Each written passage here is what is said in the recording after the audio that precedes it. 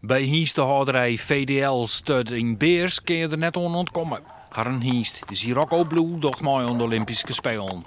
Dat is gewoon geweldig. Dat is de vijfde hinder dat mij dat de Olympische Spelen bij dekhiensten. Dat is voor ons is dat geweldig. Dat is dat is een toen maar en zit ik nog goed in de vakkerij ik nog. Dus je kunt het nog wel broeken met die jongens straks. Maar hoe kan het dat je hem zoveel Olympische hinder levert? Ja, dan was de merries verkeerd altijd. Die dan in sport ben die geen voort en daar runnen ik.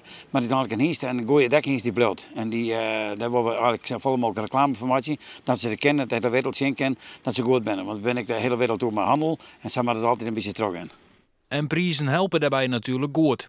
Ze hebben hinders zoals Jus de Pomme, Cardento en Babula al Olympische medailles won. Het gaat dus vooral om goede hiesten terug te houden voor de vakkerij. Dat de vakkers ik wat doen hebben. Ja. Dan gaat het om. Maar de beste hebben. Als ze dan de Olympiade bij de Olympiade West hebben, dan weet je het voor de sport zijn dat je de beste hebt van dat hier van de wereld. Dan zijn ze er bij. Ja. En dat is voor u heel wat waard.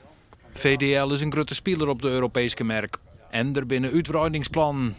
Je moet altijd met de tijd meegaan, je moet de tijd proberen voor te blijven. Dus we moeten nou weer uitbreiden. Het zitten ze wat als je doet het net, maar het moet gebeuren. En die jongens zeggen ik van het moet gebeuren, dus het gaat gebeuren. Ja. En om hoeveel hinders gaat het je dan? Nou, in totaal gaat het hier aanstaan toch 100 hinders. Van de Lageweg gaat sneu met zijn zoon naar Rio om Sirocco Blue en ruiter Jur Vrieling in actie te zien. Dat is snel voor het eerst. Ze verwacht je er wel wat van.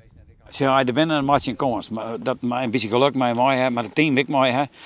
Ze het net uit 1 en 2. Er ben meer sterke team binnen, maar we hopen een beetje geluk dat het heel goed gaat. Dat hopen we. Het is dat nooit altijd een heel best gang. We hebben 4 medailles van de 4 medailles van de vrouwen hiesten, dus uiteindelijk wat dat gaat. Ik denk dat het goed komt. En de toekomst lijkt het florissant. Er wordt in alle gevallen goed op het DNA van de kampioen past.